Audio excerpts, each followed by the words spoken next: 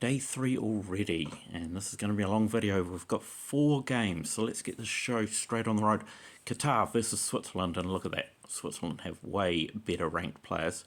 We're going to start off with the keepers. Gregor Kobel, he's up against Michel Barsham. Michel Barsham is in the Turtle, and the Turtle was in front. How's that allowed? Okay, well the Turtle got a head start and is still in the lead. Here comes Kobel. He's going to get him past? No. Well, that's not very fair then, is it? Qatar will take a 1-0 lead. Pedro Miguel on the inside, Manuel Akanji. These are the defenders, and who's that in the lead? It is, well, it was Miguel. Now it's going to be Manuel Akanji. He's all on his own because Pedro Miguel decided to give up halfway down the track, so it is now 1-1.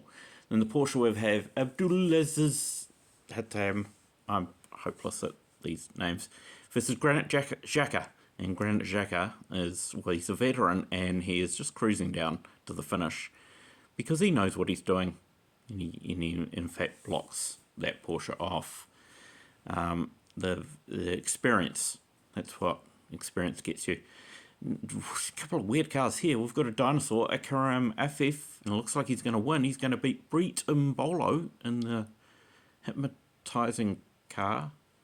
The Turtle, again, the Turtle got to start in front. This is not fair. This is definitely not fair. Qatar are going to win this one as well. Yeah. The Turtle wins again. What's the score, by the way? It's 3-2 to Qatar. And, okay, so Manuel Akanji, can he get Switzerland back on even terms? And it looks like it. Where is Pedro Miguel this time? Nowhere in sight. Okay, so Akanji wins, and it will be 3-3. So Switzerland back.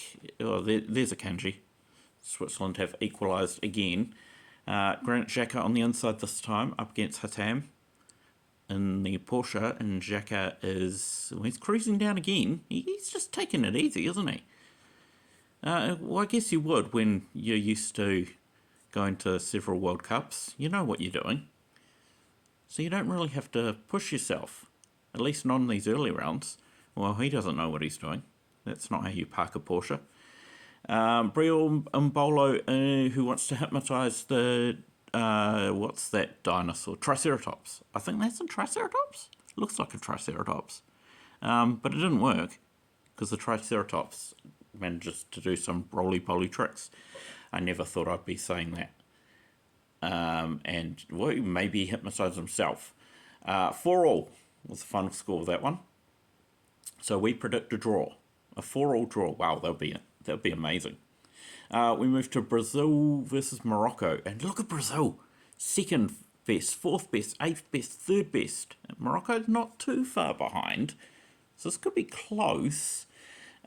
We have first up Allison, the goalkeeper, versus Yassine Bounou. I can't pronounce half of these names.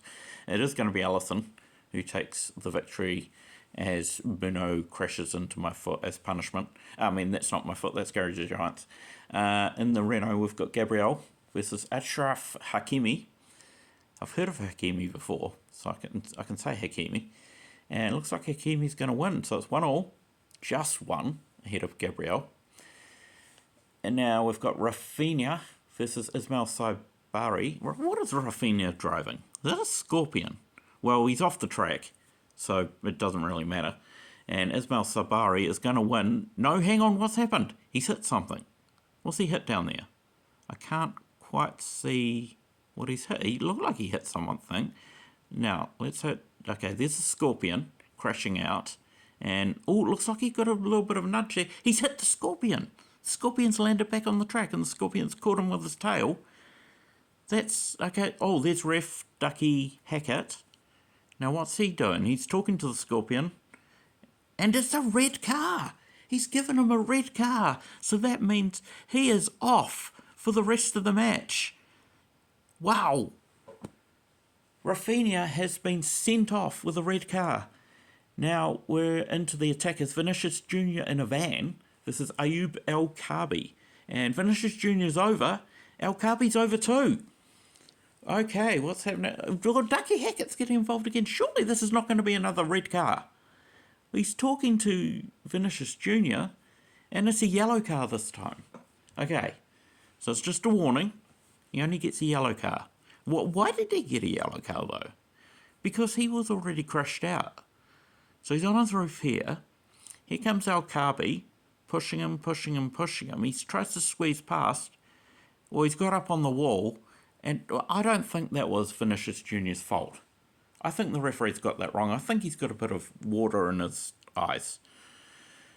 Oh, well, okay. So 3 men, Brazil. Well, they've scored again. The score is, by the way, 2-1. I haven't been able to put up graphics. This is taking forever to edit these videos, as you can imagine, and I've only got a day to do it in. And I left it late today.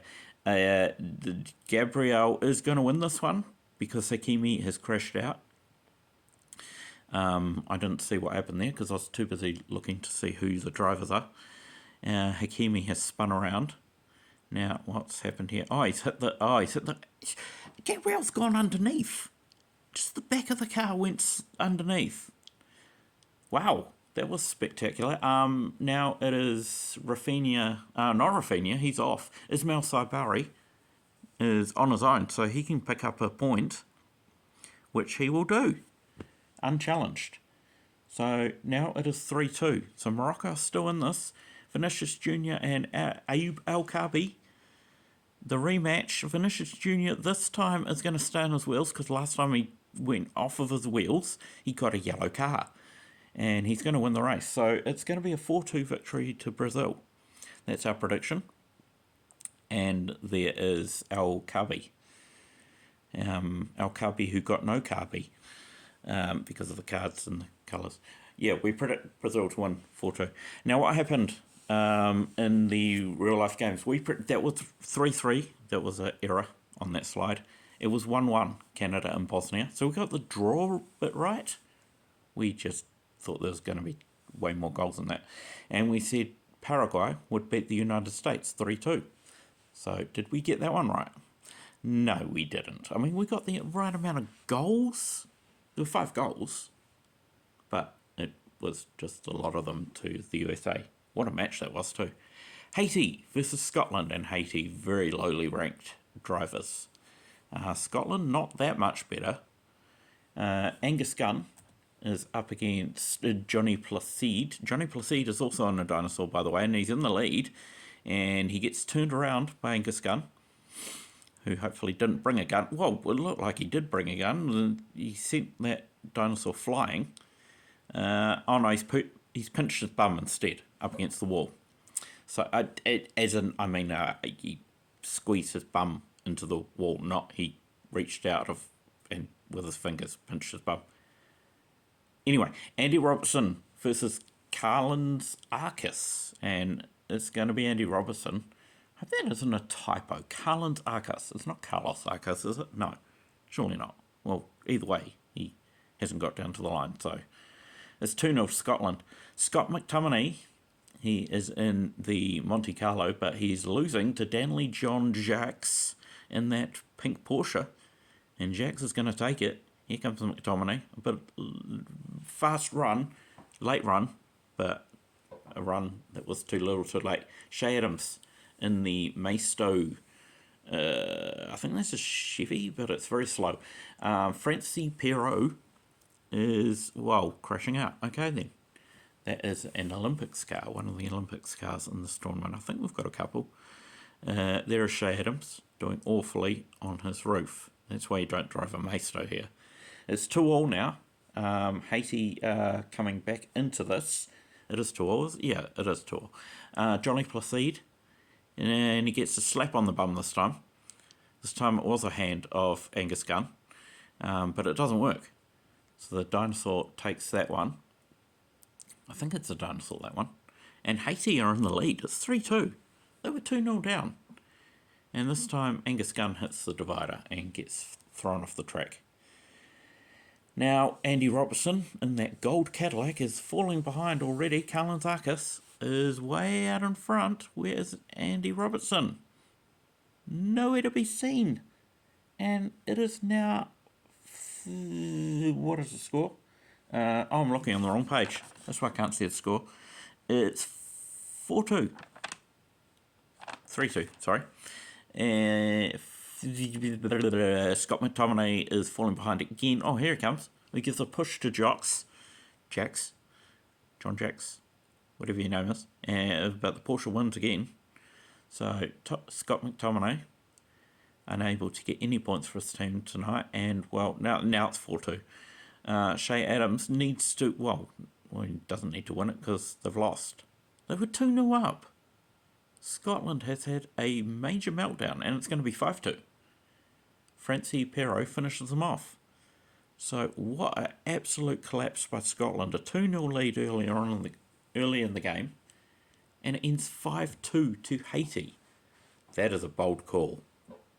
I don't know if that one's going to happen. Right, our last matchup of the day will be Australia versus Turkey. And Australia, their team this year, this time around, is not very good. Turkey have the top midfielder. I can't speak Turkish. Kalanoglu. I should know how to pronounce that name because it's a very famous footballer. But now what? Hang on. What happened there to Paul Izzo in the La Fasta? Ugakan Kikera, probably said wrong, wins the race. There is the La Fasta of Paul Izzo on the wall. Now, he was leading. Now, he's heading for disaster. He's slid out. He's turned around. And, just a slight nudge there. Is that worth a yellow card? I don't know. He didn't get one. Now, Abdul Karim Badakiksi is in the lead. Harry Suter. Harry Suter's in the lead. What am I talking about?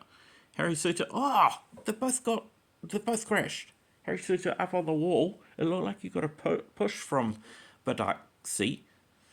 And he's ended up on the grassy verge. That is no longer a grassy verge. Yeah, what's it? Yeah, he pushed him up there. And he forgot to turn after he was pushing Badakiksi. So he ended up wiping out too. Now, Jackson Irvine is... that's Kalhanoglu. Well, he's on his roof. I was about to say he's in a very, very quick car. And so no wonder that he's ranked first out of all the midfielders. He gets that car because that is fast, but it was too fast for him there. He ends up on his roof, and here comes Jackson Irvine. He could have gone around him, he didn't. Is that worth a yellow car? Ducky Hackett, the referee, has clearly just been picking on Brazil. Matthew Leckie in the Ford Mustang, he's out in the lead. He's up against Kerem Atogoglu. Oh my gosh, I'm going to get told off if anyone from Turkey's watching this. Matthew Leckie takes it though. And there is Turk Koglu. So, what's the score? I keep forgetting to mention the score. It is 1-1. Now, we have the second half, and this time Paul Izzo is way out in front, and he's going to get revenge on... double revenge. Triple revenge on Ugakan Kikera. He just put that in reverse after this. Look at this. He clips Ugakan Kikera and then puts it in reverse because he didn't really get him enough. So he goes in for a third shot. Well, not a third shot, but a third dose of karma, I guess. Or because he just got clipped and pushed off the track earlier. It is 2-1 to Australia, and this time Badakiksi will get to the end. Harry Suter will not. He crashes out again in that Mitsubishi Eclipse, so now it becomes 2-2. Jackson Irvine is on the inside. Kalanoglu is behind. Wait, no, it's the other two first. Wow, these two were meant to go last. What has happened? Why is this out of order? That's Mustang winning. That's Matthew Leckie. Matthew Leckie won again. Oh, close though. Look at that. How close was that? Gee, very close is the answer to that question. Now we've got Kalanoglu. Kalanoglu.